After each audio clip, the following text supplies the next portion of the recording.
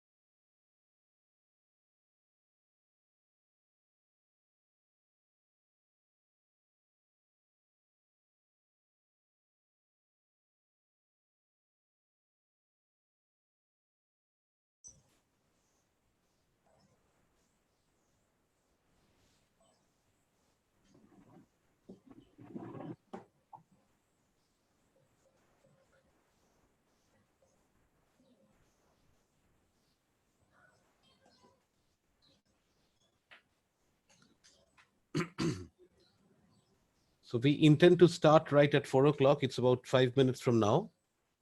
We have all our speakers with us. And ladies and gentlemen, I once again request you all to please keep yourselves in mute condition. As and when you would be required, we'll ask you to unmute. Questions you can put in through the chat boxes directly to me, or preferably to me, to the ITBA Calcutta host portal.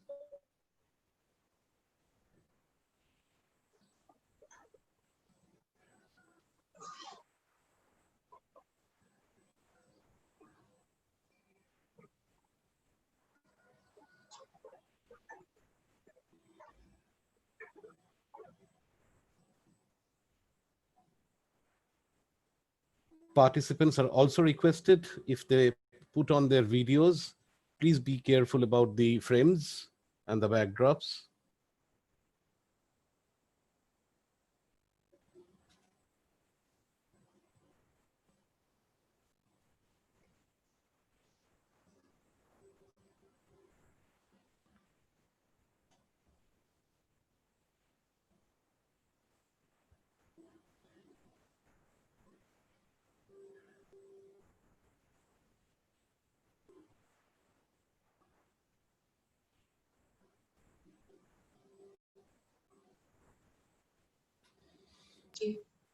Unmute कर रही हूँ.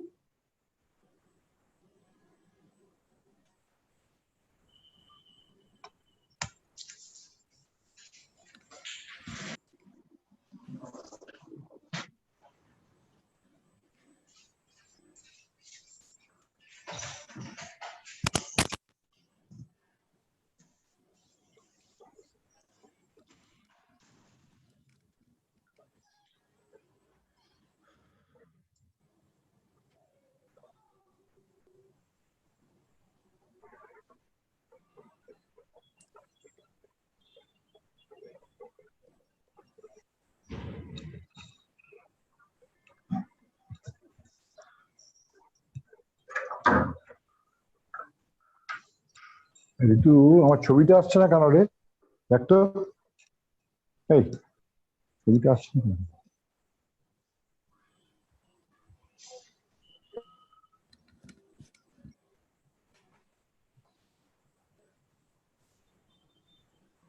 স্বপনদা, একটু যখন ভিডিওটা চালাচ্ছ ক্যামেরাটা ঠিক করে ধরো, otherwise I have to stop the video.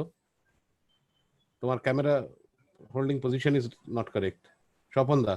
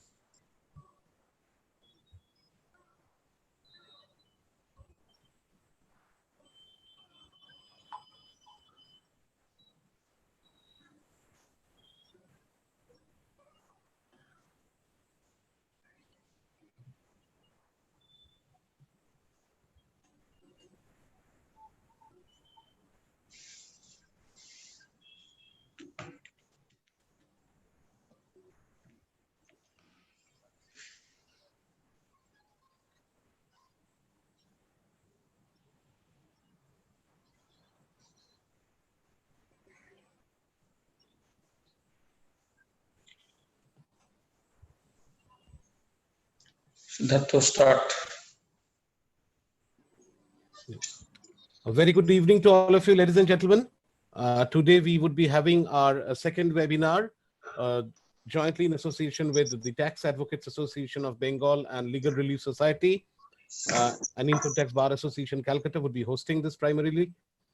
Today's topic, as you know, is black money law, some knotty issues. I would, at the very onset, request Sri Siddhartha Mukhopadhyay, Secretary of Tax Advocates Association of Bengal, and also the Vice Chairman of the West Bengal Bar Council, to please formally inaugurate the webinar. Sir. Namaskar.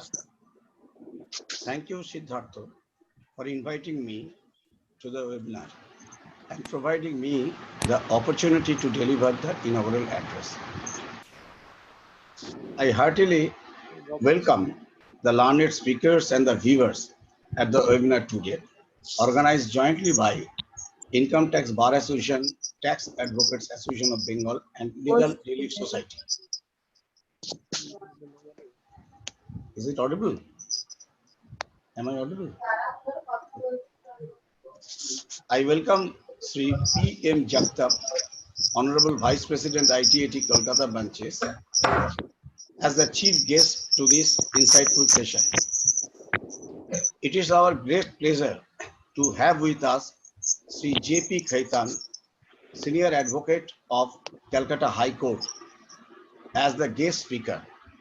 He needs no introduction to the practicing lawyers. Sri S.K. Tulsian, the President of ITBA and Vice President of TAB, who actively organized this educational webinar and invited the learned speakers. Thank you, sir. Without you, this great initiative would not have been possible. We are also glad to have Sri R.D. Kakra and Sri Himadri Mukherjee with us. I am sure that we will all enjoy the session today and come out more enriched with knowledge. Thank you all.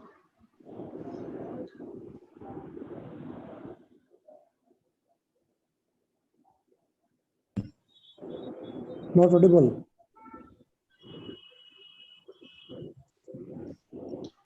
We cannot hear you. Not audible. Not really.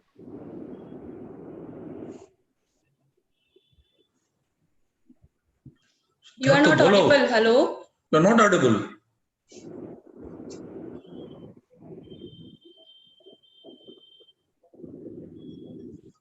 No. No.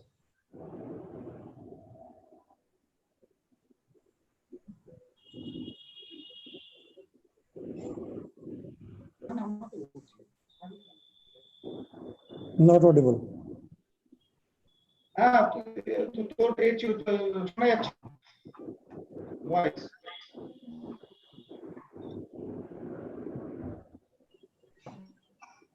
Hello.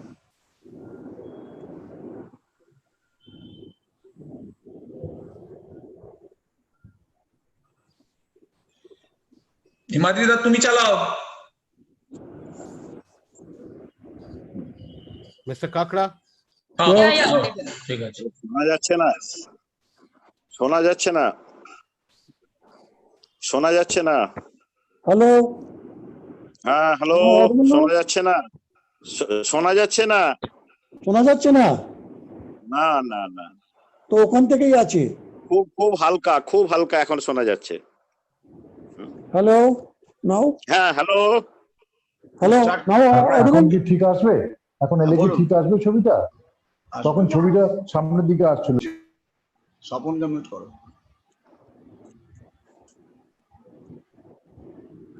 Kakraji, start, please. Siddhartha, Yes. bolo, Kakra. Now am I Mr. audible? Kakra. Yes, yes. Yeah. Friends, welcome to all. At the outset, I say that today's webinar organized by Income Tax Bar Association in collaboration with Tax Advocates Association of Bengal and Legal Relief Society will be outstanding and fruitful, as today's subject matter have immense importance and serious one. And undoubtedly, we all feel enriched with the vast knowledge and faculty of faculty speaker, Sri J.P. Khaitan sir. Over to MOC. Siddharth.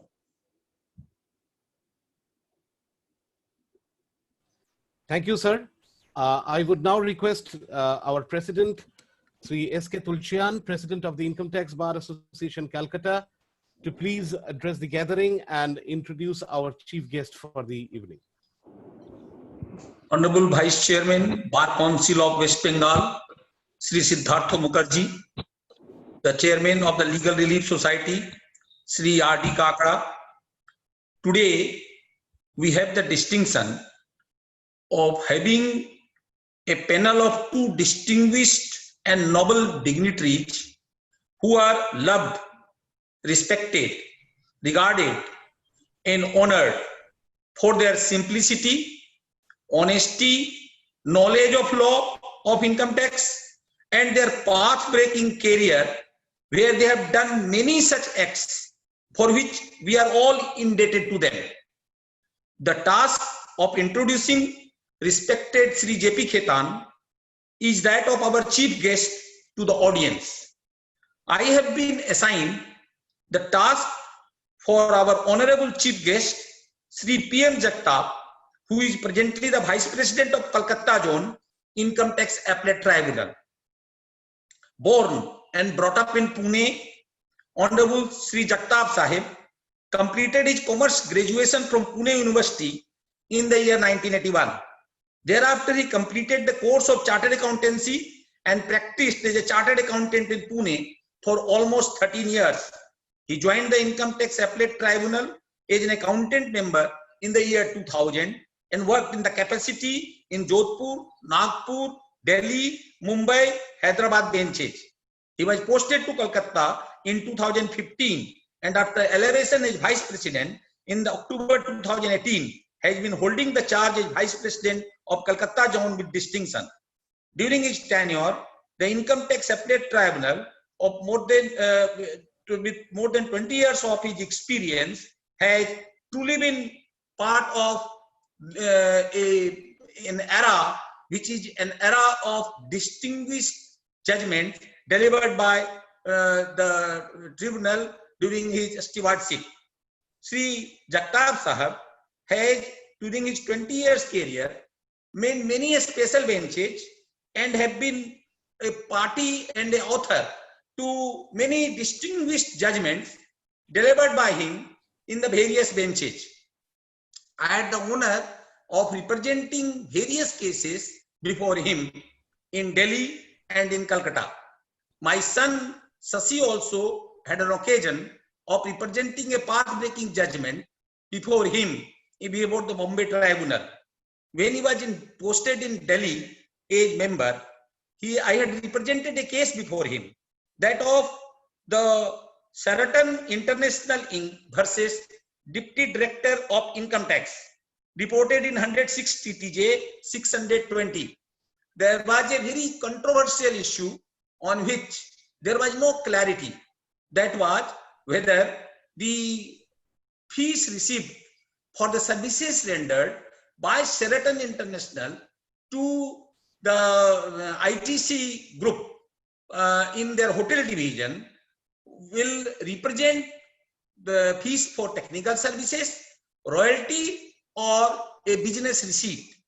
That judgment, wherein he analyzed deeply the provision of section 916 and 917 and various clauses of double taxation avoidance agreement, to come to the conclusion that when a receipt is received by rendering of the services, then that do not fall within the category of royalty or fees for technical services, and it was a business receipt. And since the said company did not have any permanent establishment in India, the amount was not chargeable to tax in India. My son had an opportunity of representing a case before him, is that of Pawan Kumar Jain versus DCIT 24 to Mumbai, 32 taxman.com 378 155 TTJ page 14. There was a special bench judgment of the tribunal in the case of Arvind Bhai H. Shah versus Assistant Commissioner 91 ITD page 101, where the Honorable Tribunal had held that the date of the passing of the order shall be treated as the date of the order from which the time limit under section 254(2) shall be counted.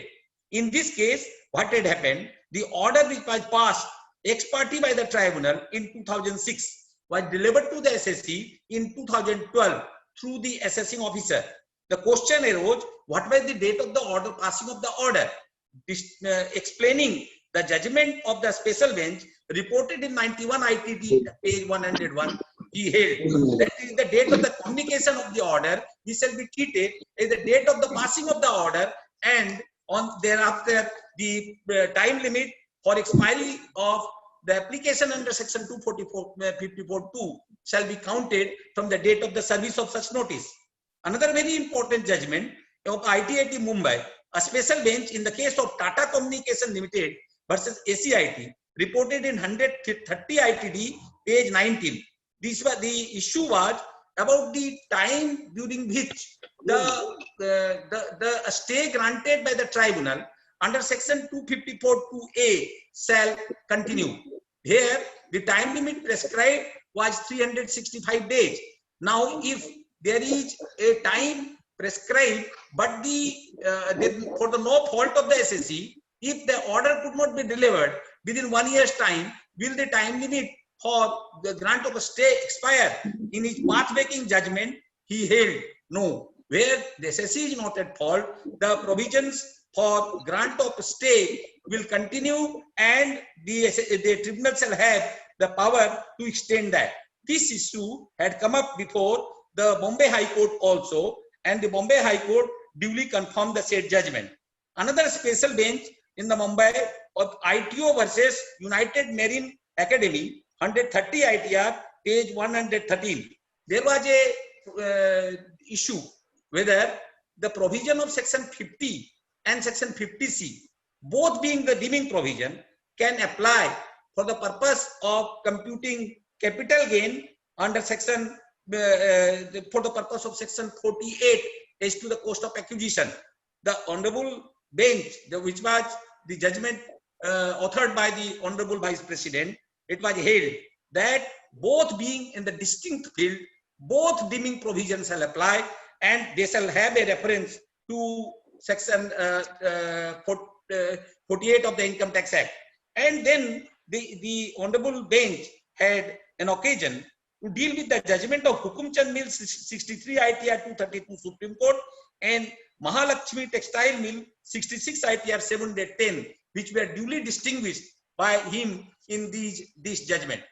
Another special bench judgment, very important, wherein he authored the judgment, is a third member judgment in the case of Atmaram Properties Private Limited versus JCIT, 102 TTJ, page 345, Delhi. In this case, the issue was whether a business property which is let out, whether that will constitute business income or an income from house property. He analyzed the judgment of the Honorable Supreme Court in the case of East India Housing Land Development Trust versus CIT, 42 ITR, page 49, constitutional bench judgment of Sultan Brothers versus CIT, AIR 1964, 1389, and that of the Karnani Properties in 82 ITR 547, and held that where it is a rent simpliciter, even if it is a commercial property, the property income derived from shall be that of the income from the house property. So he has been author of many such landmark judgments. He is one of such judge who writes his judgments with passion, with complete dedication, and he always sees to it that each and every sentence he represents in that judgment is the embodiment of his own personality.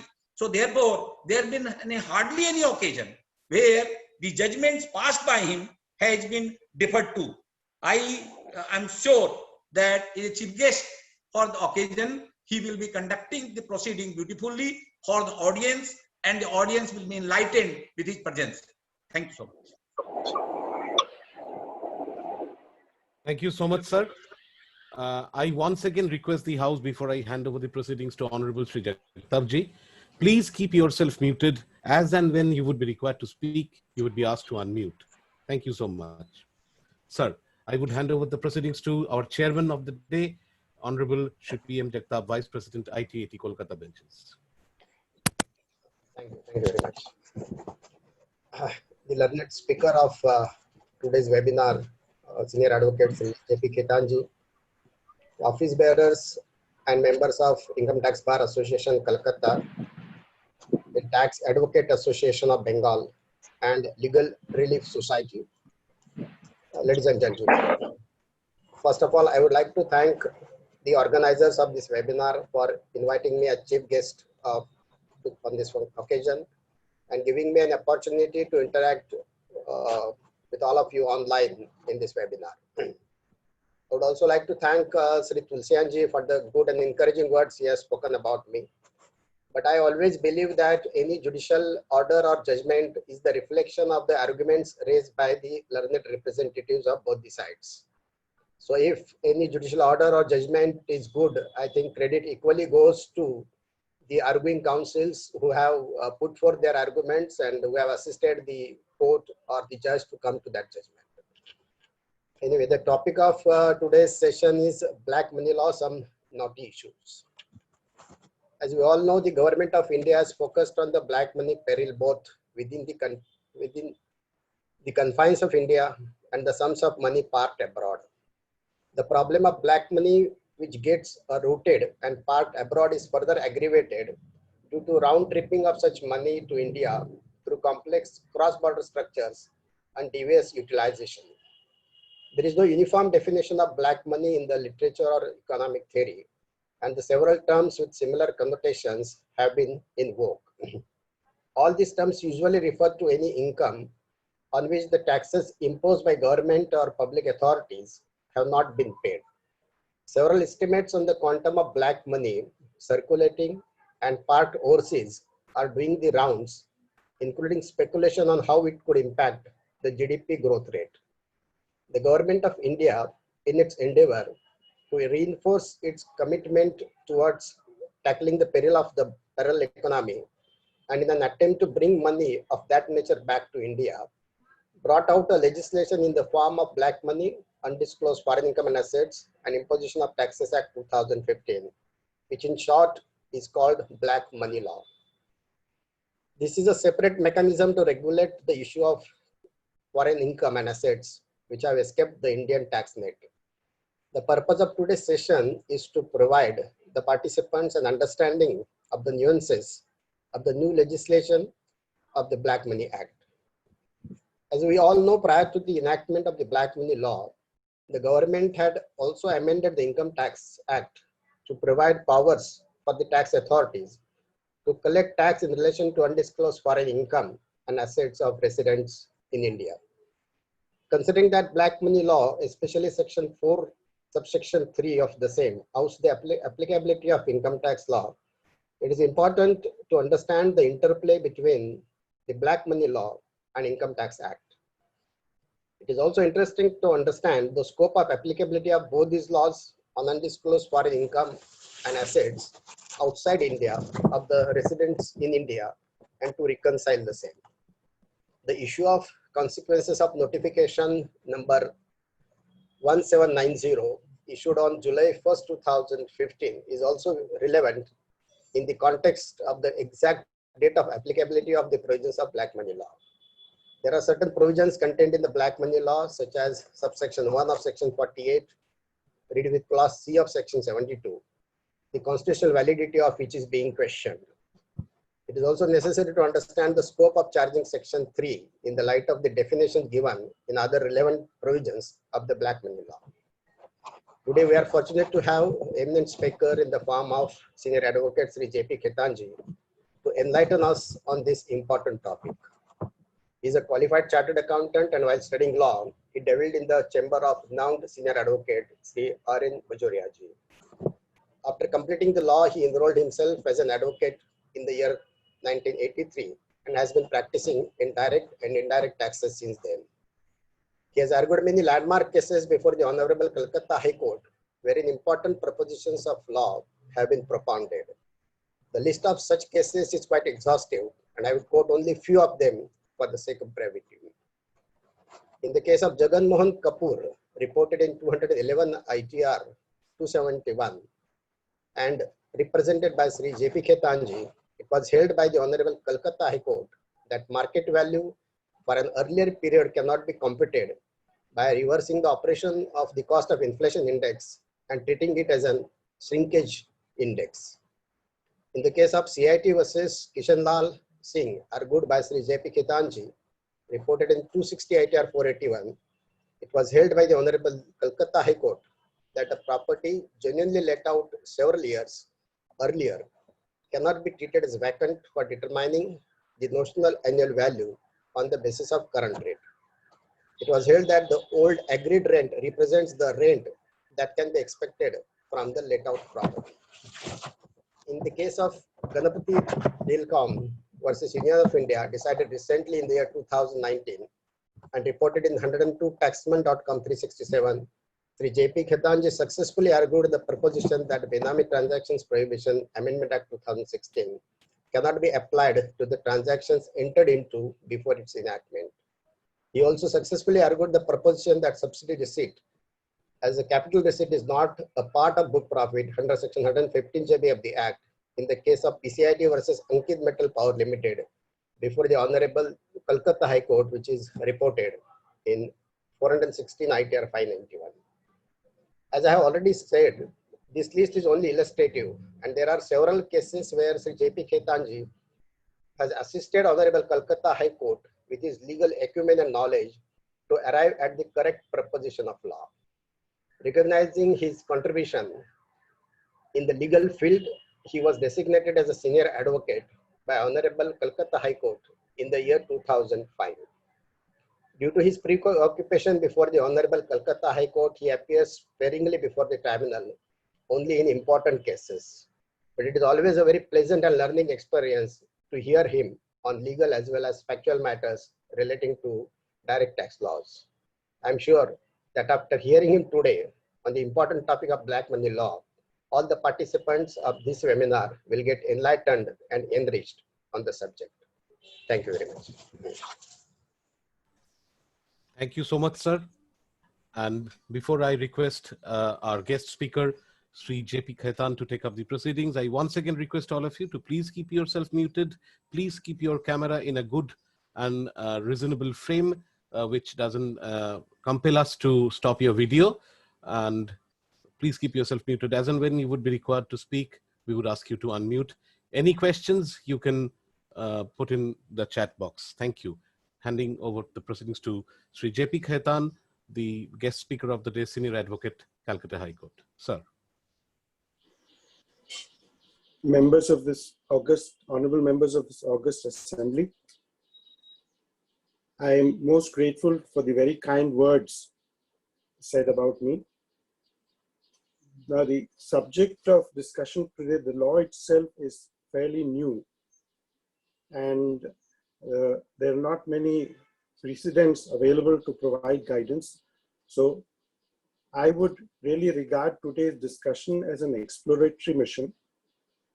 And you know, it's not usual that we put up the sections or the provisions on the screen at such gatherings, but because of the explanatory nature of this meeting, I would be doing that, because I think a lot will depend upon how we look at the sections as we proceed.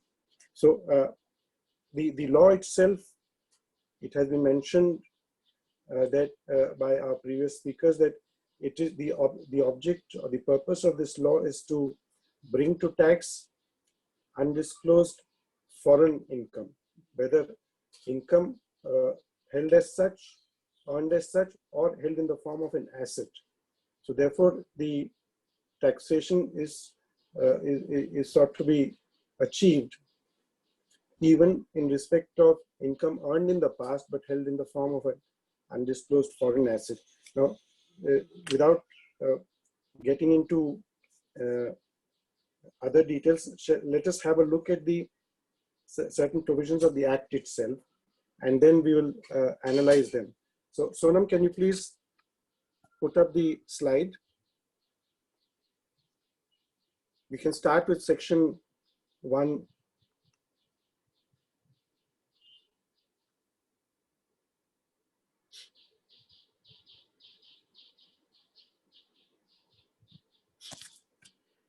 Now, we've got section 1 here, and the interesting part here is that, let us look at subsection 3. It says, save as otherwise provided in this act, which shall come into force on the first day of July 2015. Now, this date is not the date which was put in by the legislature. This date was inserted by a particular order passed under section 86 of the Black Money Act. So this is not the original date which was mentioned when this law was enacted. Now we'll come to the relevance of this. Now let us then move on to section 86. Can you please have section 86? It is there in the slides. You can.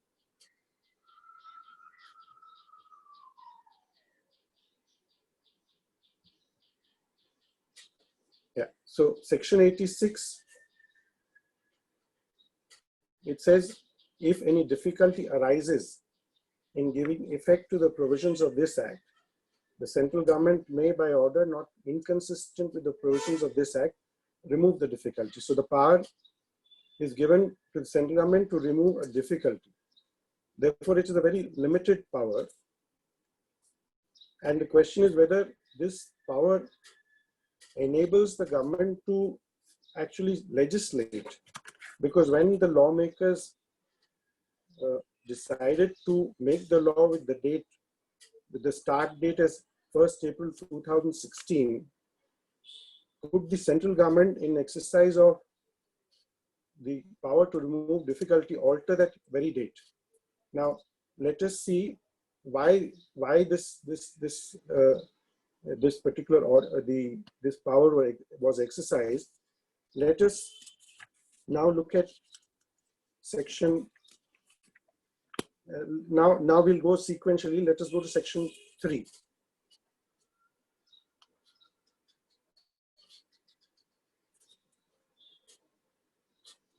Now that is section 3 is the charging section. It says there shall be charged on every assessee. We'll go to the definition of assessee. For every assessment year commencing on or after the 1st day of April 2016. So the first assessment year under this particular law was the assessment year 2016-17. And there's a definition for the assessment year. It means 12 months preceding the previous year. There's a definition for previous year. We will come to that. Now, for every assessment year commencing on or after the 1st day of April 2016, subject to the provisions of this act, a tax in respect of his total undisclosed foreign income and asset of the previous year at the rate of 30% of such undisclosed income and asset, provided that an undisclosed asset located outside India shall be charged to tax on its value in the previous year in which that asset comes to the notice of the assessing officer. Now, this is important because it permits the assessment of the value of the asset in the year in which it comes to the notice of the assessing officer, irrespective of the year in which it is acquired.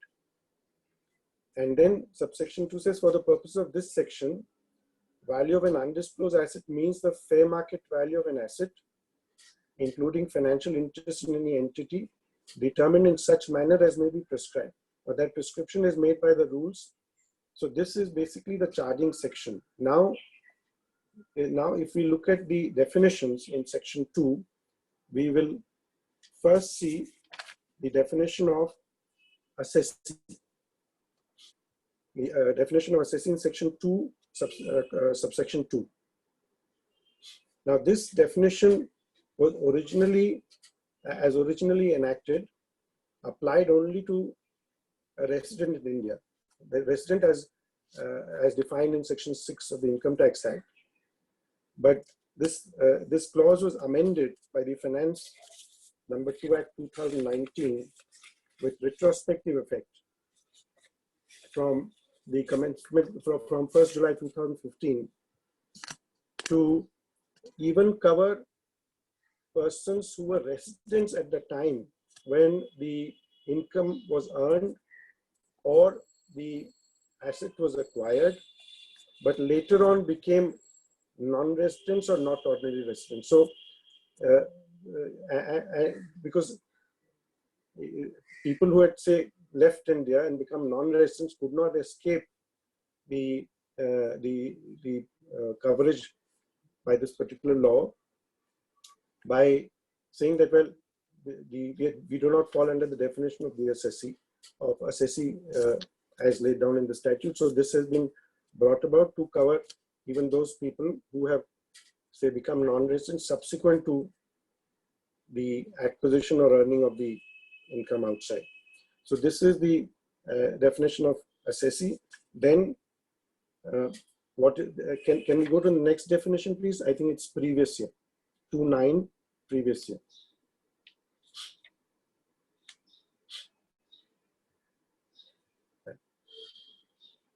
Now, previous year, clauses A, B, and C deal with special situations. D is the clause which would apply in most cases. The period of 12 months commencing on the first day of April of the relevant year in any other case, and which immediately precedes the assessment year. So basically, assessment year being 2016-17, that is the first year for this act to apply.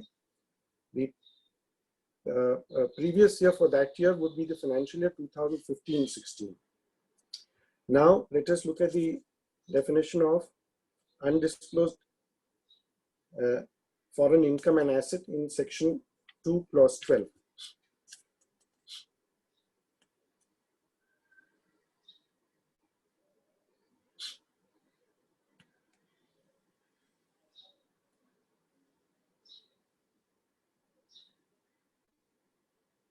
It is there. It was after that. There's 211 and 212, so it must be right after 2(9). There'd be 211 and then 212. Right. Yeah, it's together. Good. So 212, undisclosed foreign income and asset. This is the exact expression which is used in the charging section. Undisclosed foreign income and asset means the total amount of undisclosed income of an assessee from a source located outside India and the value of an undisclosed asset located outside India. Now, this is another important expression, undisclosed asset located outside India, which is then defined in the previous clause. We'll come to that. Referred to in section 4 and computed in the manner laid down in section 5. Now, so this is what is the subject matter of taxation under the charging section 3. Now let us look at the definition of undisclosed asset located outside India. Means an asset including financial interest in any entity located outside India, held by the assessee in his name or in respect of which he is the beneficial owner, and he has no explanation about the source of investment in such asset, or the explanation given by him is, in the opinion of the assessing officer, unsatisfactory. Now, there are important words here because it says undisclosed asset located outside India. So therefore, primarily there must be an asset which is located outside India and which is undisclosed. We will come to why or how it is treated as undisclosed. Now, the other important part of this definition is for which the assessee has no explanation about the source of investment, or the explanation given by him is, in the opinion of the assessing officer, unsatisfactory. So this provision actually casts the burden of proof on the assessee to explain his asset. It is not that the revenue has to required to establish anything in the first instance. The fact that there is an asset located outside India, the burden is on the assessee to explain the source of investment. And then it is for the officer to examine and decide whether the explanation is satisfactory or not. An unsatisfactory explanation will expose the assessee to proceedings under this particular law. Now if we now in the light of this, let us go back to the section 3, which is the charging section.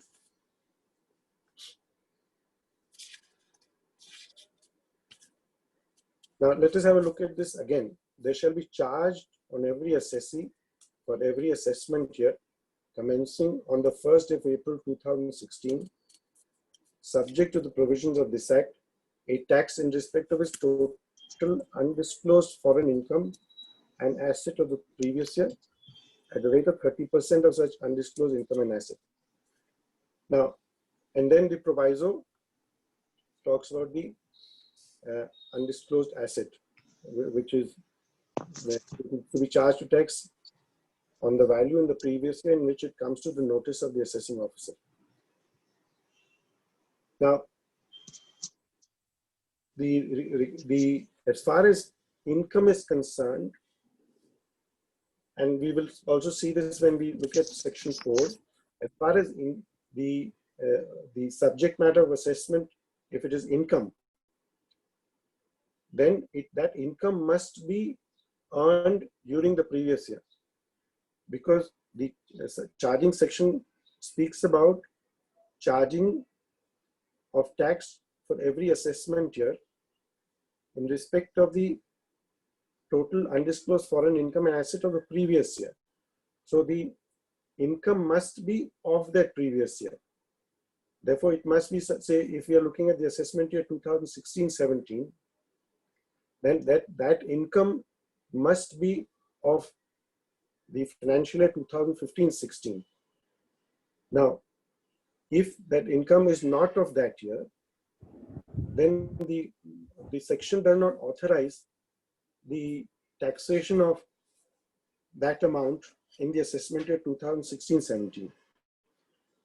What the law does is to say that if the income which has been earned in the past, and that is today held in the form of an asset, so that is the asset which it seeks to reach. And when it seeks to reach that asset, so that the previously earned income is embedded in that asset or has gone to build that asset, then that asset itself can be charged to tax in the year in which it is found. So therefore, the two components are: one, income earned during the previous year, and two, value of the undisclosed asset located outside India, irrespective of the year in which it is acquired. Now, we will also, at this stage, look at section 72, clause C.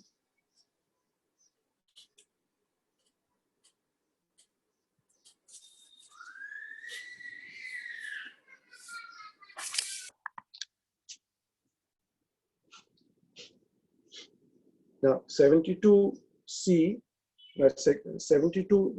section 72 is part of a particular chapter which occurs much later. That is, I think, chapter 6, if I'm not wrong. Yeah, it is chapter 6, and that chapter comprises sections 59 to 72. Now, that chapter is primarily, dealing with that window. We'll come to that window for which the government provided a window in which people could disclose and pay tax, and say 30% tax and equal amount of penalty. Now, if there are proceedings, then one is subject to 30% tax and 90% penalty. 3 times the tax is the penalty, which is which the person exposes himself to, of section 72. where any asset has been acquired or made prior to the commencement of this act, and no declaration in respect of such asset is made under this chapter, such asset shall be deemed to have been acquired or made in the year in which a notice under section 10 is issued by the assessing officer, and the provisions of this act shall apply accordingly. So section 10 is the section under which the assessment proceedings are initiated and conducted. So therefore, the declaration, and I come to section 59. So the declaration which was required to be made under this particular chapter 6, if the declaration has not been made, then the asset will be deemed to have been acquired or made in the year in which the notice under section 10 is issued. So that is why the charging section also says that the provides for taking the value of the undisclosed asset in which in the year in which it comes to the notice of the assessing officer. So this is, the sort of the link, the 2.9, 2.11, 2.12, read with section 2C. These go to show altogether that income must be of the previous year, the income which is sought to be covered by this particular law.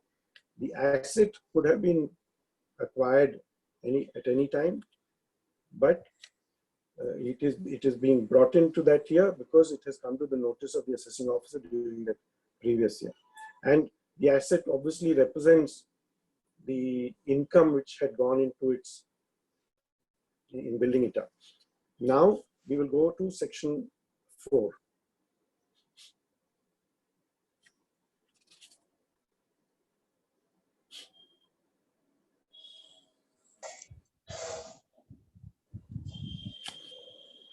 Section 4 is the scope of total undisclosed foreign income and asset. So it says, subject to the provisions of this act, the total undisclosed foreign income and asset of any previous year of an assessee shall be the income from a source located outside India which has not been disclosed in the return of income furnished within the time specified in explanation 2 to subsection 1 or subsection 4 or subsection 5 of section 139 of the Act.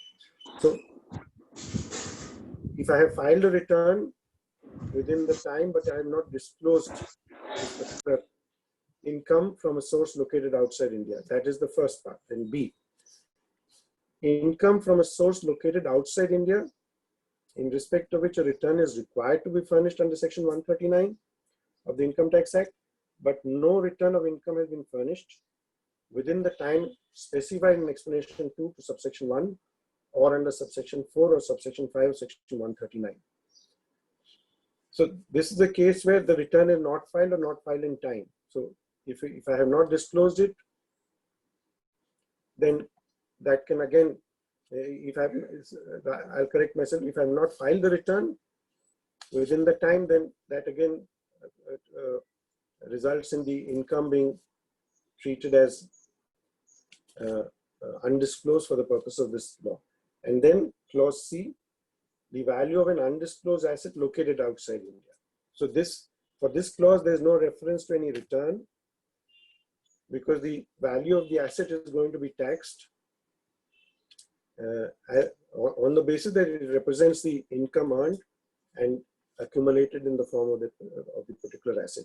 Subsection 2 is not very important for our present discussion. Subsection 3 is relevant. The income included in the total undisclosed foreign income and asset under this Act shall not form part of total income under the Income Tax Act. So whatever gets taxed here will not again be taxed under the Income Tax Act. So this clause also tells us that this is a special law enacted to tax a particular category of income. The normal taxation for that income is under the Income Tax Act, but special provisions had to be made because of the character of such income and the and the manner in which such income is dealt with by the income earners, that a special law needed to be made, a stern law needed to be made in order to specially deal with this category of income. Then we will look at section 5.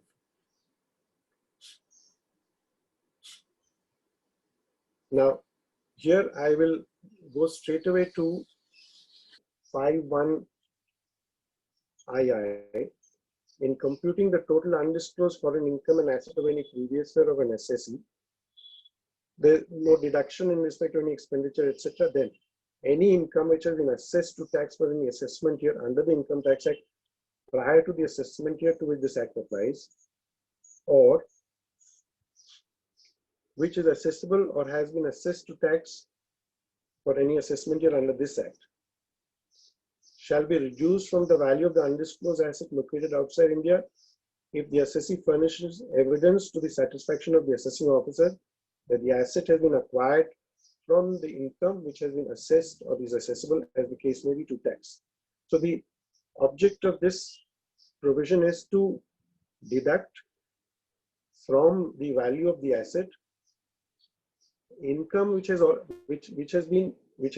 suffered tax under the Income Tax Act.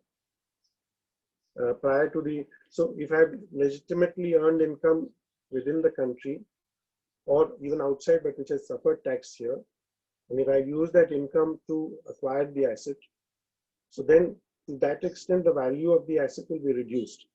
Likewise, income which has been assessed or is assessable under this particular act, then I have to, in either case, show, I have to give evidence that the income has been taxed under the Income Tax Act, or the particular the income is assessed for any assessment year or is accessible under the Black Money Act. And if I can satisfy the officer with regard to the nature of the income, and then I can on the basis of the provision, I can claim, I can reduce the value of the asset to that extent. Now, we will also look at subsection 2. The amount of deduction referred to in clause II of subsection 1 in case of an immovable property shall be the amount which bears to the value of the asset as on the first day of the financial year in which it comes to the notice of the assessing officer, the same proportion as the assessable or assessed foreign income bears to the total cost of the asset. Now, this is also explained by an illustration. The illustration basically says that, and this is for the purpose of clause II alone. So the law requires the officer to take the market value of the property on the first day of the financial year in which it comes to the notice of the assessing officer. Now that market value, supposing the property was acquired 5 years previously, and the market value is being taken, say, as on 1st April 2017. So, but that is not the amount which the assessee spent. Yet the law provides for taking that market value for the purpose of taxation. Now, to reduce from it the amount, say say I'll use the expression taxed income. To reduce from it the taxed income alone will not be equitable, because what is being taken here is the market value, and from that you deduct the amount which was actually spent several years earlier, which represents, say, taxed income. Then it will not be fair to just deduct that particular amount because from the market value. So this section provides that even that market value, if I can use the the taxed income, that will also be inflated so that the current market value is proportionately reduced. So the example says that, illustration in the statute says that if I have acquired the property in the previous year 2009-10 for 50 lakhs, and out of this investment of 50 lakhs, 20 lakh was assessed to tax in the total income of the previous year 2009, 10 and earlier years, then the undisclosed asset, if the undisclosed asset comes to the notice of the assessing officer in the year 2017-18 and the value at that time is 1 crore, then what will be deducted from 1 crore is not just 20, but 20 upon 50 into 100. So it's 40 lakhs. What will be deducted is 40 lakhs. So pro rata, the market value will be reduced. So this is the purpose of this section. Now we will go to section 59.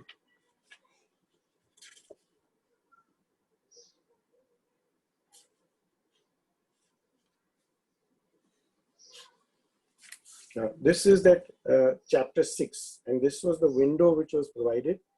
Now let us, the whole controversy arose because of the date notified under this particular section. Let us look at the section.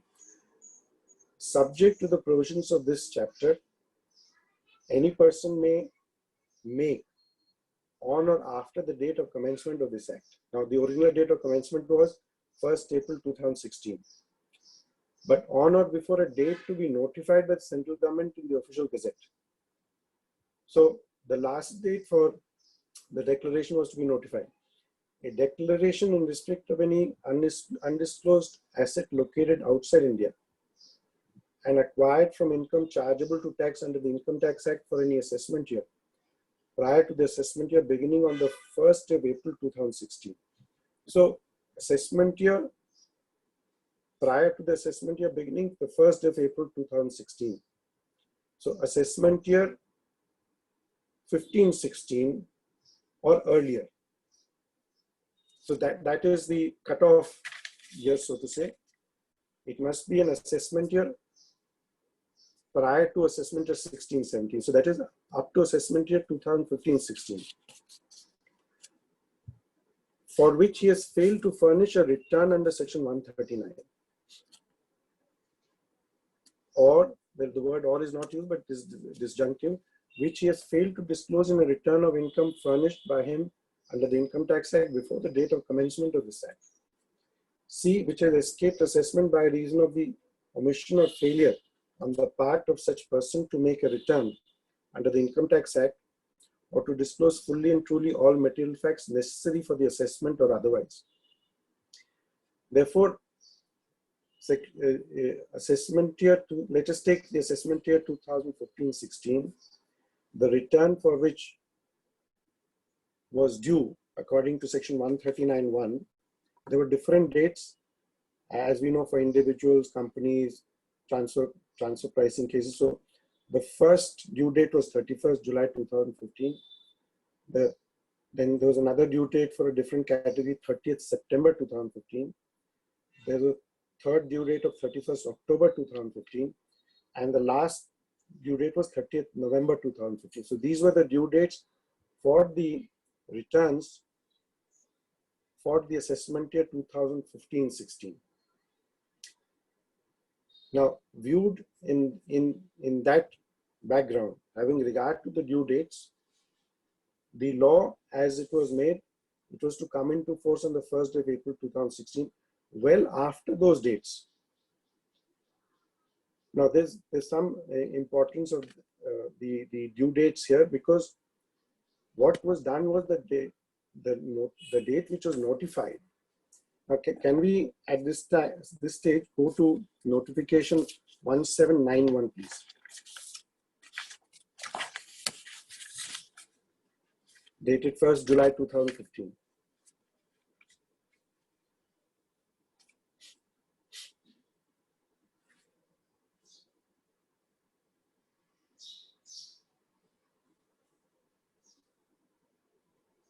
The next one, this is the removal of difficulties. We'll come to this next, but yes. Now, have a look at this. In exercise of the powers conferred by section 59 and subsection 1 of section 63 of the Black Act, central government hereby appoints 30th day of September 2015 as the date on or before which a person may make a declaration in respect of an undisclosed asset located outside India. And 31st day of December 2015 is the date on or before which a person shall pay the tax and penalty. So that payment date is, that will follow the date of declaration. So that is all right. But what is important here is that this particular date and the entire, the controversy arose because of the notification of this particular date. 30th day of September 2015 is the latest date by which the declaration had to be made. Now, can we go back to section 59, please? As we were looking at this section, it covered up to assessment year 2015-16. The due dates for those returns were staggered. 31st July, of course, that was okay. 30th September. Now, I had to file a declaration in respect of income for which time was available to me to file the return up to that date. So 30th September was the last day for filing the return. 30th September was also the last day for filing the declaration. Now perhaps you can see the situation which got created because of notification of the last day. Then some returns were still due on 31st October and 30th November 2015. Now, did the lawmakers really envisage that the returns which have not even fallen due, the returns which are to be filed almost simultaneously with the filing of the declaration? So did they really, was the law framed to apply really with effect from 1st April 2016, or was it really meant to operate with effect from 1st July 2015? Because the commencement date was 1st April 2016, I would have thought it gave time to assessees that, well, if you have, by 1st April 2016, all the due dates of the returns would have expired, and if an assessee had not shown that amount in those returns, in the return rather, then he was to be given a window of opportunity to disclose it and pay tax under this particular law. Now, that scheme of the Act was disturbed by altering the date of commencement of the Act and bringing it forward to 1st July 2015. Now if you can have a look at that notification 1790.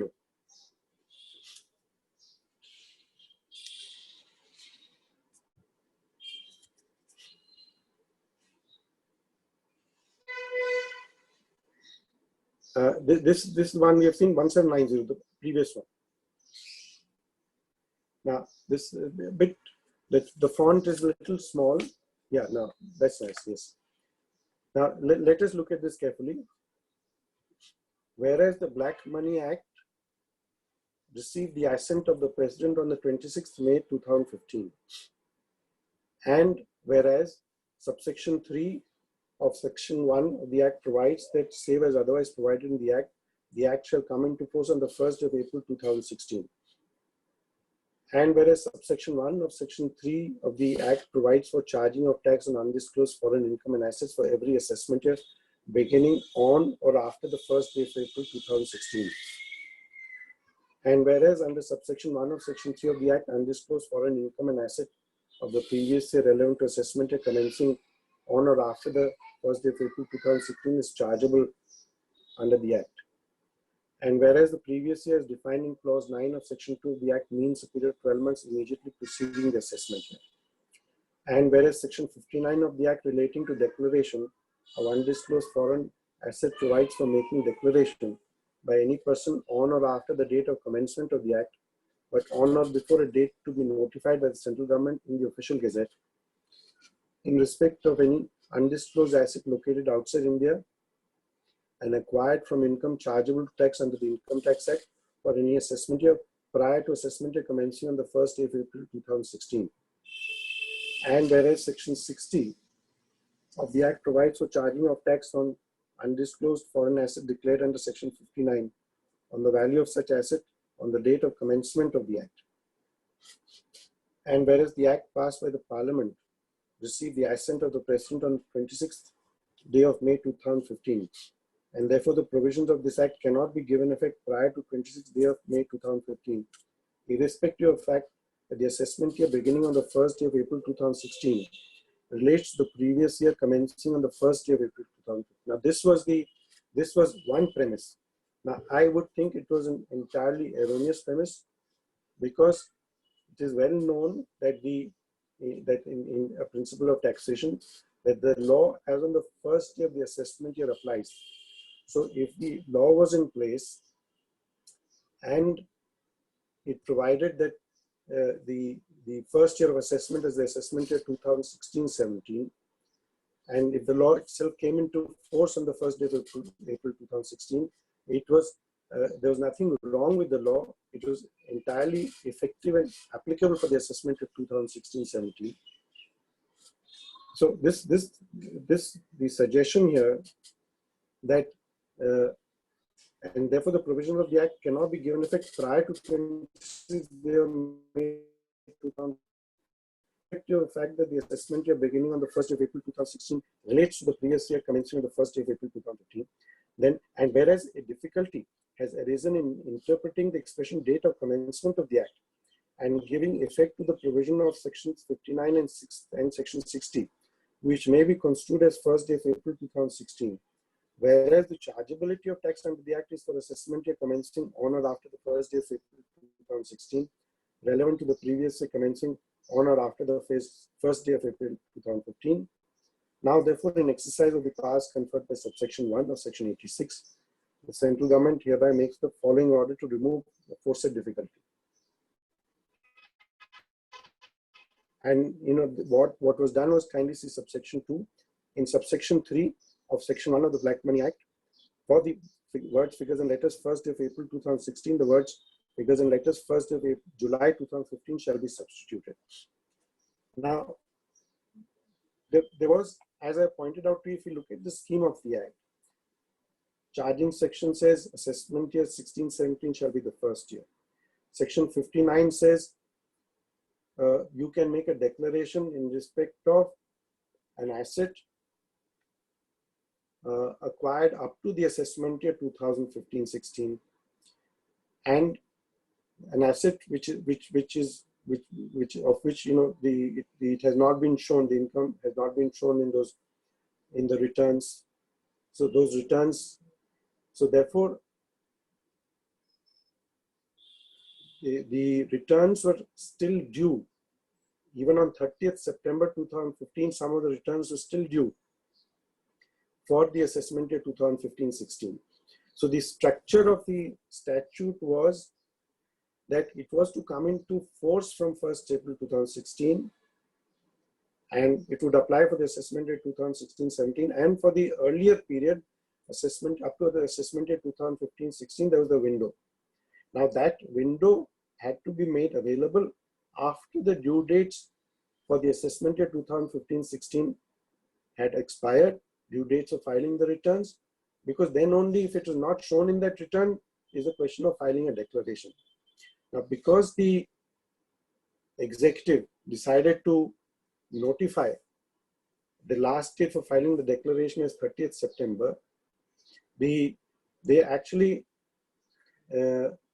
went against the basic framework of the law by jumping the gun, if I can use the expression, and because of which it became necessary to even alter the commencement date of the Act. Because if the Act was to commence on 1st April 2016, then how is a notification being issued prior to 1st April 2016? How was the removal of difficulty order? The law itself is to come into force on a later date, then how is an order being issued under that particular law before it has come into force? So those are the questions before the Delhi High Court. Delhi High Court in the case of Gautam Khaitan, and there the Delhi High Court passed an interim order on the point that since though no notification could have been issued before the date of commencement of the Act, including the power under Section 86 could not have been exercised before the date of commencement of the Act. So therefore, an ad interim stay was passed. Now that was challenged before the Honorable Supreme Court, and the Honorable Supreme Court, that decision of the Honorable Supreme Court is now reported in 420 ITR 140. Now, the judgment is interesting to read. The basis of the judgment is that the notified dates 30th September 2015 and 31st December 2015, that is the date for declaration, last date for declaration, last date for payment. Those notification of those dates created an anomaly necessitating amendment of Section 1(3) of the Act under Section 86. Now, an act of the executive, if it has created an anomaly, that act is bad. But because the executive has issued a notification mentioning a certain date, that does not mean that the parent law under which the notification has been issued, that parent law should be amended. Now, so the Supreme Court did, of course, in this decision go on to say that what we have said here is only for the purpose of considering the aspect of the interim order, whether it should be there or not. But the Supreme Court said that the High Court will finally decide the matter uninfluenced by its observations. So you see, now this is therefore, when I was considering what are the things I should speak about, at this meeting, and so I thought this was actually a knotty issue, and an issue which has been sort of dealt with at the interim stage by the Delhi High Court and by the Honorable Supreme Court. Now, supposing this particular, now there's one decision I must refer to on the power to remove difficulty. What does a section which enables removal of difficulty, what does it empower the authorities to do? I will refer to the judgment. It's a Constitution Bench decision of the Honorable Supreme Court in 1975, Volume 3, SCC 765. And I have summarized the ratio in my own way. I'll just read out the catchphrases, if I can call them that. This power to remove difficulty can be used to make minor adaptations or peripheral adjustment without touching substance. And the difficulty which is sought to be removed must not be an extraneous difficulty, it must not be arising independent of the statute. One may slightly tinker with the Act to round off angularities, smoothen joints, remove minor absurdities to make it workable, minor obscurities to make it workable. You cannot change, disfigure, or do violence to the basic structure and primary features of the Act. Cannot change the scheme and essential provisions of the Act. So this is the power to remove difficulty includes or comprises these factors. Now, I would think that by changing the very start date of the law, it was a well thought out law, it was a debated law, debated in the Parliament, and then it came through as a statute. Now, just because some executive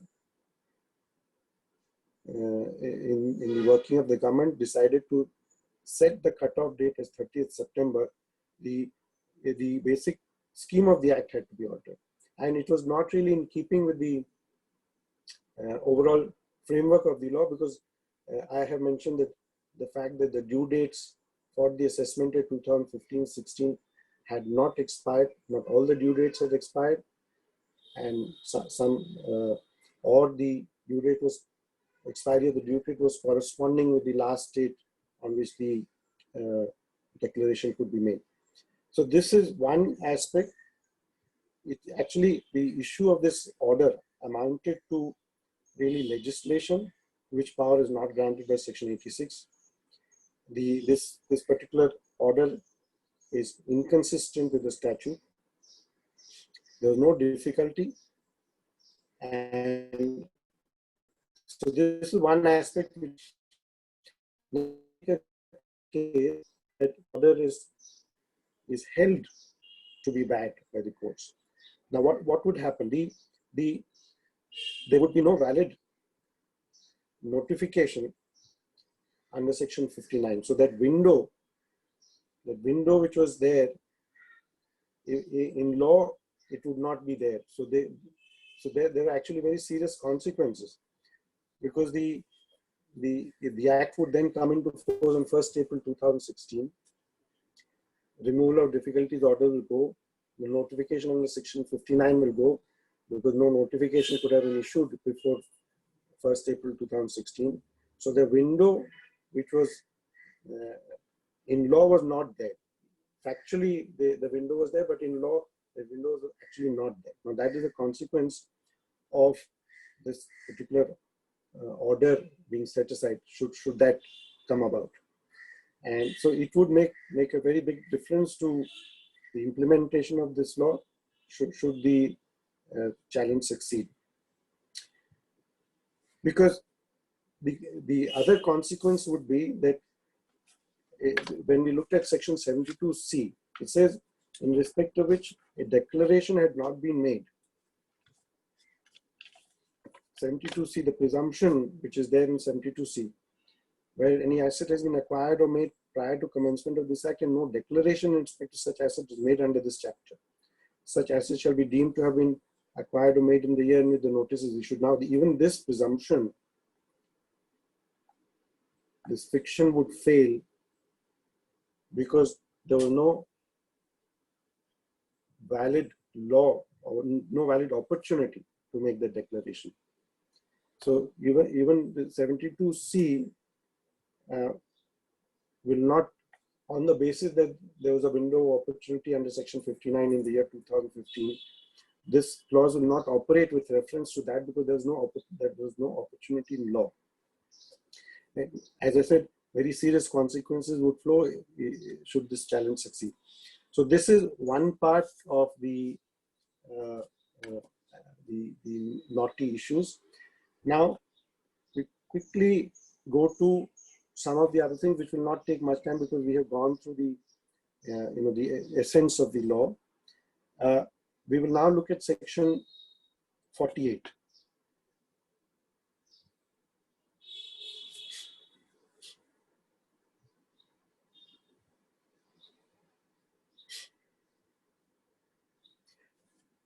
See, Section 48 says the provisions of this chapter shall be in addition to and not in derogation of the provisions of any other law providing for prosecution for offences thereunder.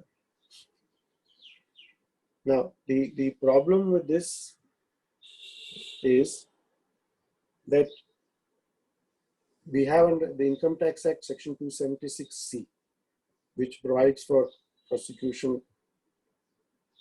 This act also similarly provides for prosecution. And it says, 41 says that it is in addition to and not in derogation of the provisions of any other law. So this is a double jeopardy situation, which is also one of the challenges. Now, the other aspect is Section 72C. It says that irrespective of the year in which I have acquired the asset, it will be deemed to have been acquired in the year in which the notice is issued. So it is shifting the year of acquisition, and it is making me liable in that year, in the year in which the notice is issued. The challenge with reference to Article 20, sub-article 1 here is that, because that article stipulates that if there is an offense, then the law must be in place. The law which defines the offense must be in existence at the time of commission of the offense, and the penalty has to be as per that law. Now, the fiction takes us to a very different year, and it creates an offense in that year, whereas if there's an offense, it has happened much earlier and there was no law at that point of time treating it as an offense, at least not this law. Well, it's a different matter that under the Income Tax Act, there could be consequences, but at least this law was not there, and this law will not apply. So this is an aspect of the challenge under Article 20,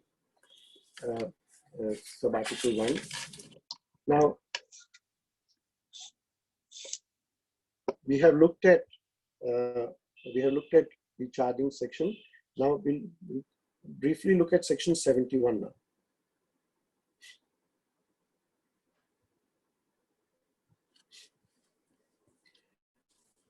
This chapter, the provisions of this chapter shall not apply. We'll go straight away to clause D. This A and B, we can go to the next part of this. Yes. In relation to any undisclosed asset located outside India which has been acquired from income chargeable to tax under the Income Tax Act for any previous year relevant to an assessment year prior to the assessment year beginning on the 1st of April 2016. So it defines the nature of the asset and the year to which it relates. And then it says bear a notice under section 142. So these are there are these proceedings pending, then the provisions of this particular chapter, chapter 6, which is the chapter also containing the fiction in section 72 clause C, deeming the asset to be acquired in the year in the notice is issued. So clause D says that if there's a proceeding under the Income Tax Act for the say up to the assessment year 2015-16, in terms of section 153A, even the other section 142, 143, 148, so in that case, this particular chapter will not apply. So the contest would be under which law should the assessee be proceeded against, whether under the Income Tax Act or under the black money law. Now, I would think that the exception created here is to the effect that if there's a proceeding under the Income Tax Act, that is the proceeding in which that is up to the assessment year 2015-16. That is the proceeding in which the matter should be dealt with, and that proceeding, this Black Money Act will not apply because the fiction of 72C, which assumes the asset to have been acquired in which the notice is issued, that presumption will not come into play. These are, in terms of actual working out of the law, in practical experience, we see these situations arising where there are proceedings under both sets of laws, the Income Tax Act as well as the Black Money Act. Now, the valuation is dealt with by the rules. I will just refer briefly to one particular rule relating to valuation of shares. So the rule 3(1)(c) says if either the actual consideration paid, or then it lays down a formula with reference to the assets and liabilities of the company for determination of the value. Now, there can be situations where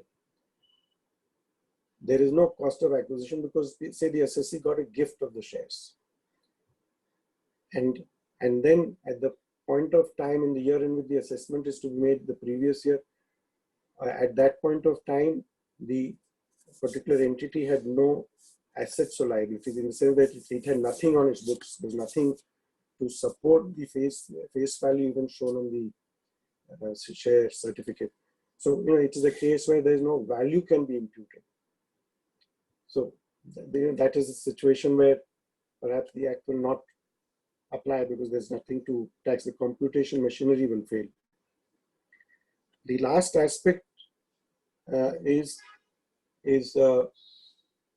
and this was something on which there was a circular also issued by the government. Can we go to questions 24 and 32? I think those are the two.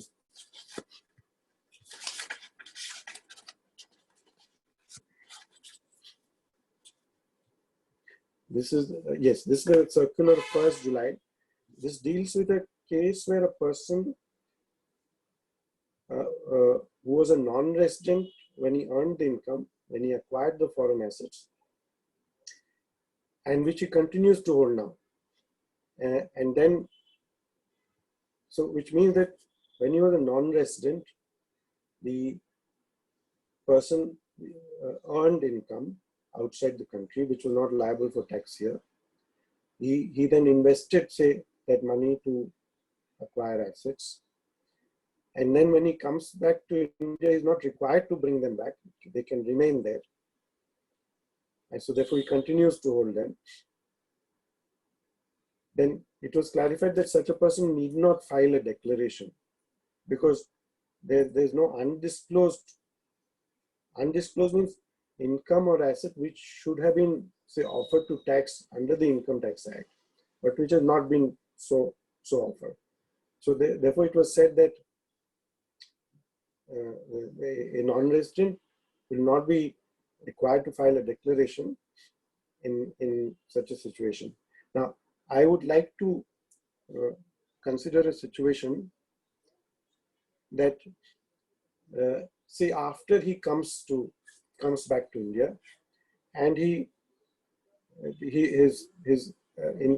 whatever he earned in the form of assets is still outside, and then he brings it in later, say 2 years after he comes back to India, he brings it in. Now, in the interregnum 2 years, let us say there was let us assume that there was some income. Now, because he was a resident in the intervening year, there may be a tax liability here. But according to the assessee, he feels that there is actually no tax liability.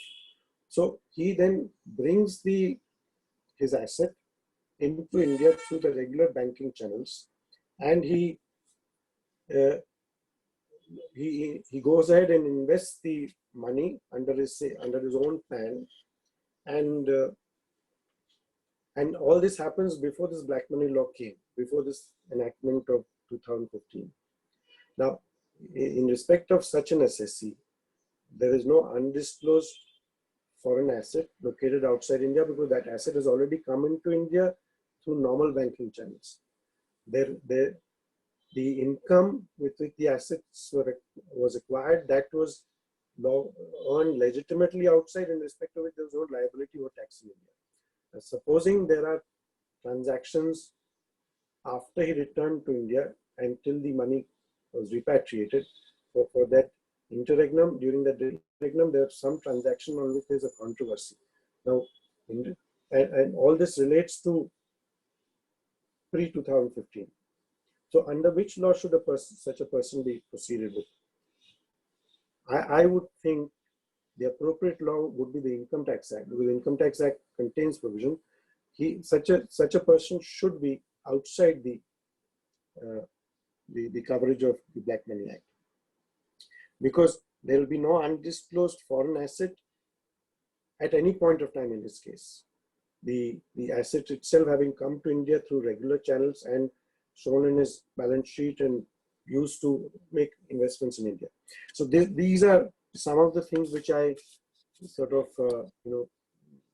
thought I will speak about today.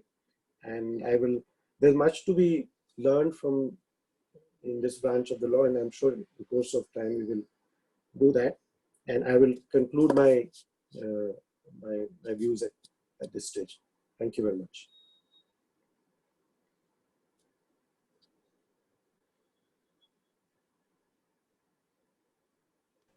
Thank you very much, Mr. Khaitan. I would now request Sri S.K. Tulsian, if you can, sir, unmute yourself.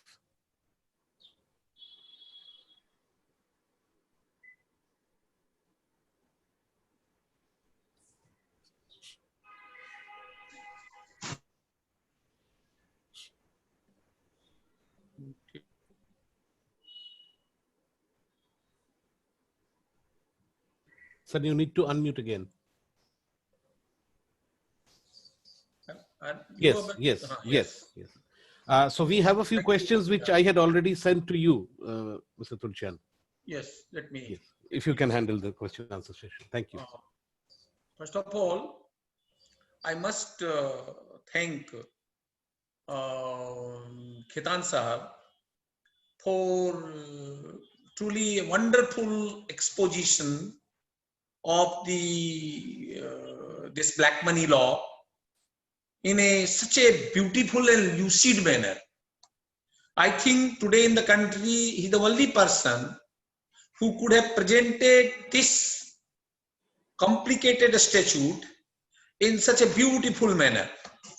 Before I take up the questions which has come from the audience, I would like to address one question to Khaitan Sahab. He has already clarified that in the event that asset is brought back to the country, then that asset no more remains undisclosed. And even if there was income in between prior to 2015, that cannot be brought to tax under this law. But I am in a situation where, considering section 72C, an asset has been acquired much prior to 2015, and that asset has also been disposed of. And the person has already spent out everything much before 2015. So that asset being no more in existence, section 2 subsection 11 says that undisclosed asset shall be the one which is held. So it has to be held when this law came into being, not the year in which it was acquired. So I would like you to please enlighten what will happen in such a situation. If we look at that particular circular, there are two questions which I didn't place before the assembly. Those questions show the stand of the government. According to the government, merely because I have spent off the asset does not absolve me, I'm liable. But this point actually did trouble me a lot as to what will happen in such a case where the assessee says, well, I have spent it off, now there's nothing for you to tax. But I don't think that would be a way, that approach is going to be encouraged by the courts, because simply because I have spent it off doesn't mean that if I have not paid my taxes, then I should get away simply by saying that it is no longer available. Because whether I've spent it or whether I've secreted it, that is, I don't think that law will favor such an assessee merely because the asset is not available. Now, if we go to the Parliament debate, we will find that the Honorable Finance Minister covered this part, and he said that even if the asset has been disposed, we will go for the equivalent asset in India. So the stand of the government is clear on this. They are not going to let go a person simply on the basis that the asset is no longer available.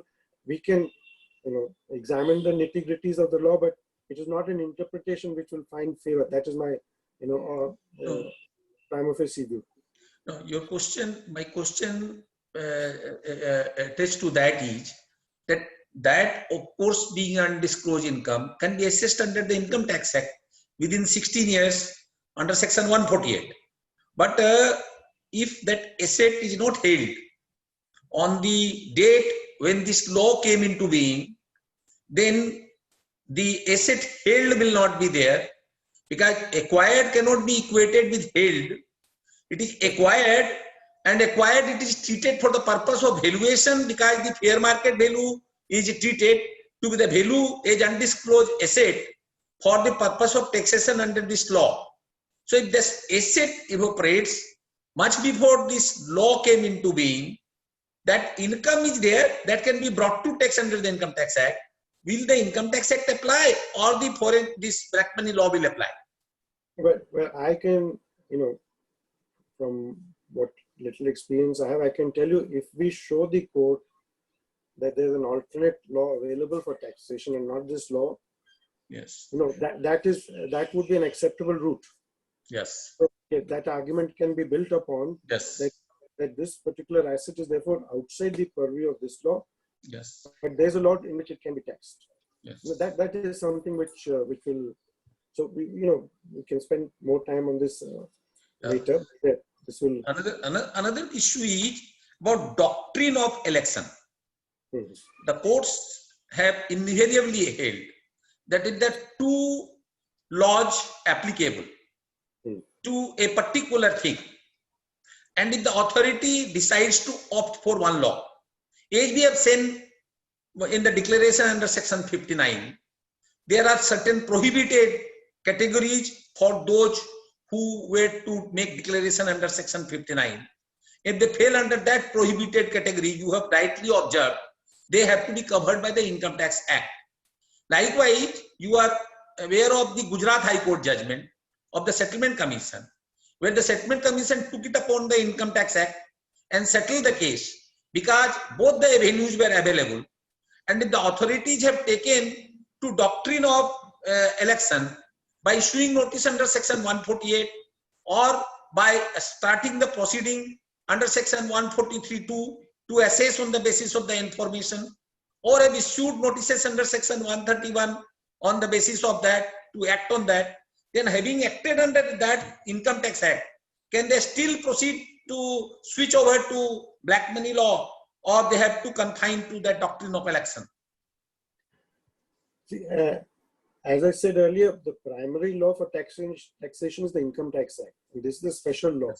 Yes. So therefore, if proceedings have been taken under that act, because Section 4 here says what is assessed under this law will not be taxed under the Income Tax Act.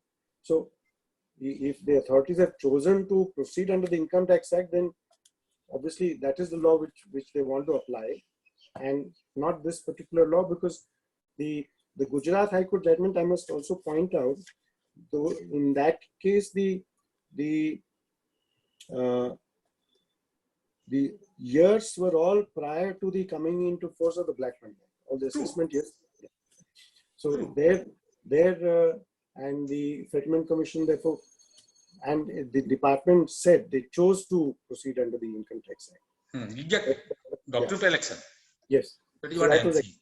Yeah, doctrine of election. Now there are few questions. I don't find two of the questions very relevant. The one is that if a foreigner or a foreign organization holds an asset in India and earns income out of that asset, I don't think it is relevant for this black money law. And what was the requirement of enacting a separate law in 2015 on income? That is also beyond the purview of this discussion.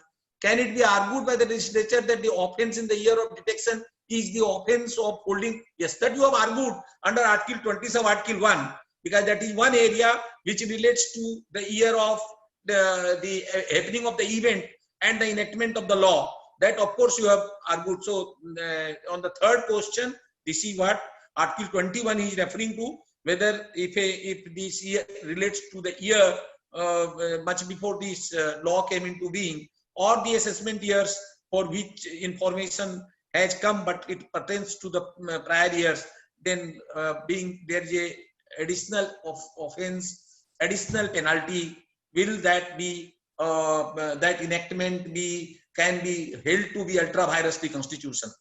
That is the issue. I think what was probably in the question, I saw it in the chat box. Yeah. The question is whether continuing to hold the asset. Yeah. Therefore, it's a continuing offense, and therefore Article 20 may not be a defense. That is what is probably being suggested there. See, basically it's the earning of the income which is meant to be taxed, and it should normally be taxed in the year in which it is earned. Yes. Now, this special law has been made, but say, for example, when we look at the definition of assessee, the amendment which has been made in 2019, there they say that the fiction of 72C will not come into play in deciding the question of residency. So they will then look at the year in which the income is earned, or look at the year in which the asset is acquired, when deciding whether a person who's now a non-resident but who was a resident at that time, because according to this law, the year of issue of notice will be treated as the relevant year. So that fiction of 72C will not come into play. So 72C is basically a fiction, and once what we really have to see is what was the law when the particular action took place, not in fact took place, not a fictional situation created by the law itself. Because by that process, everything can be made an offense. Yes. So these are debatable questions, but as I said, it's a new law, and we are still exploring it. So many things will come up. Truly so. So the last of the question, in case of the gift, sir mentioned is no cost. Therefore, the value of the declaration under section 49 was the cost of the previous. In saying that in the case of he picked up the gift, you may have not meant exactly the gift, because gift, although has a cost to someone else, which is under section 49 when he is referring to, becomes your cost for the purpose of computation of capital gain. But what you were referring to was in the context of the income, because gift does not have any earning, and it has been received from somebody, so it may not be chargeable to tax. So he has a question that in the case of the gift, sir mentioned is no cost, therefore no value to declare. Will section 49(1) cost of the previous owner apply for the purpose of the value of the declaration? I'll look it up. Who has asked this question? We can have a private conversation. Yeah, this question has been asked by Arvind Agarwal. Okay, I will read up on this and I'll talk with him. Thank you. I need to refresh whether everything will apply or not, because only certain sections of the Income Tax Act have been adopted. Yes. By this particular law, and they are enumerated in section. I'll just tell you. Yeah, argument that. Yeah, it is interplay. Section 84. Yes, section 84, and 49 is not made applicable here. No, not applicable. 49 is not here, so rightly has been stated. So then probably we can't bring in a fictional cost here. So you have really very lucidly and beautifully answered all the questions also, and you have explained to Arvind why his apprehension about the applicability of section 49(1) is also not valid. And I think lots to learn from this discourse. Many knotty issues which were bothering the audience must have come to a clarity, and it will pave way for many future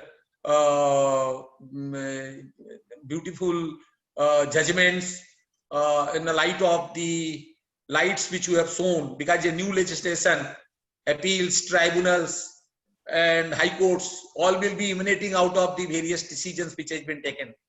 So we sincerely think. Now I hand over back to my Siddhartha to take the proceeding further for the vote of thanks. Thank you, sir. And I would request the Secretary of the Income Tax Bar Association, Calcutta, Sri Himadri Mukhopadhyay, to give the formal vote of thanks and end the meeting for all. Thank you.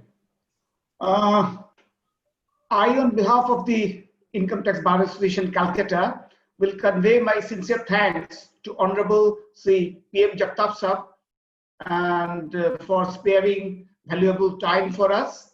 I will also convey my sincere thanks to Jayanti Da for sparing his valuable time and also sharing with us his knowledge with the law. And I also convey my thanks to Siddhartha Mukherjee, Vice Chairman and Secretary of TAB, for extending their support, and also Mr. R.D. Kagra, Chairman of the Legal Relief Society, for helping us in organizing this second webinar. And we hope that in future also we will get their support.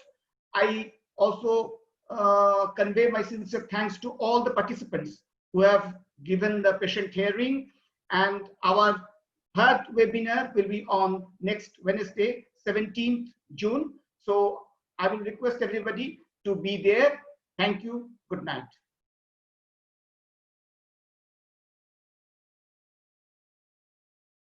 Thank you very much. So with this, we would end today's webinar, and we look forward to the next webinar coming up on Wednesday, the 17th of June. We will promote the topic and other aspects of this webinar shortly. Thank you so much. Good evening to all of you.